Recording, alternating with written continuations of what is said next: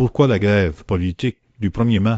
Une stratégie de contestation dans un contexte québécois critique, la question de l'organisation d'une grève politique le 1er mai au Québec soulève des interrogations légitimes compte tenu de la rareté de cette pratique au sein du paysage syndical provincial. Cependant, l'article Le Devoir souligne une tendance inquiétante. Ce type de mobilisation est récurrente lors de périodes de crise politique et sociale profonde, signalant un malaise latent au sein de certaines factions de la gauche québécoise.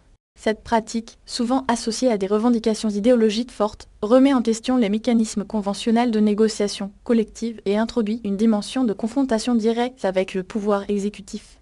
L'urgence de cette situation réside dans la nécessité d'analyser les motivations profondes de ces actions, qui peuvent refléter un sentiment d'exclusion ou un rejet des solutions proposées par les instances représentatives traditionnelles. Il est impératif de comprendre comment ces grèves, bien que potentiellement disruptives, contribuent à façonner le débat public et à exercer une pression sur les décideurs politiques. Le contexte historique et politique, la grève comme instrument de revendication idéologique, l'utilisation de la grève politique le 1er mai au Québec s'inscrit dans une tradition plus large de mobilisation sociale et politique, notamment au sein du mouvement ouvrier québécois des années 1960 et 1970. Cette pratique, bien que moins fréquente aujourd'hui, témoigne d'un recours aux méthodes directes de contestation lorsque les canaux de dialogue institutionnel sont perçus comme inefficaces ou corrompus. Le contexte actuel, marqué par une polarisation politique croissante et une défiance envers les institutions, favorise l'émergence de revendications plus radicales et la mobilisation de groupes marginaux. L'influence des mouvements sociaux à l'échelle internationale, notamment les Black Blocs et les organisations de gauche radicale, contribue également à alimenter ces actions. Il est crucial de considérer que ces grèves ne se limitent pas à des revendications économiques, mais s'inscrivent dans une démarche plus large visant à remettre en question les fondements du système politique et à promouvoir des alternatives. L'analyse de ces mouvements doit intégrer les dynamiques sociales, économiques et politiques qui les sous-tendent. Analyse stratégique des motivations et des impacts, les forces en jeu dans un conflit idéologique, la stratégie de recours à la grève politique le 1er mai repose sur une combinaison de facteurs, notamment un sentiment d'exclusion des groupes traditionnels de la politique québécoise, une critique virulente du capitalisme et du libéralisme et un désir de mobiliser l'opinion publique autour de revendications spécifiques.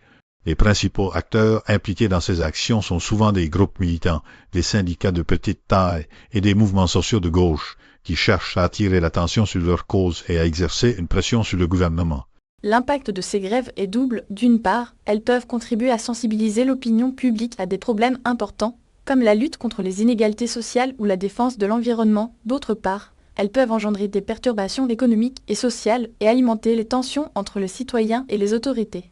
Une évaluation rigoureuse de ces impacts est essentielle pour comprendre les conséquences à long terme de ces actions et pour identifier les stratégies de dialogue et de négociation qui pourraient être efficaces. L'observation attentive des hashtags et des réseaux sociaux utilisés par ces mouvements permet de mesurer leur portée et leur influence. Prédictions et recommandations pour l'avenir, naviguer dans un paysage politique fragmenté, la persistance de la pratique de la grève politique le 1er mai au Québec suggère un risque accru de déstabilisation politique et sociale, en particulier si les revendications des manifestants ne sont pas prises en compte par le gouvernement.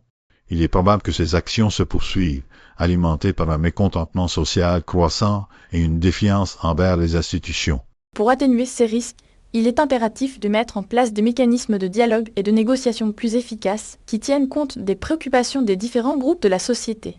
De plus, il est nécessaire de promouvoir une culture de la réconciliation et du compromis afin de réduire les tensions et de favoriser la confiance entre les citoyens et les autorités.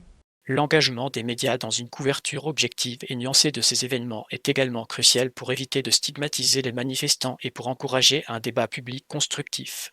Enfin, il est essentiel de soutenir les initiatives visant à renforcer la démocratie participative et à promouvoir l'inclusion des minorités dans la vie politique.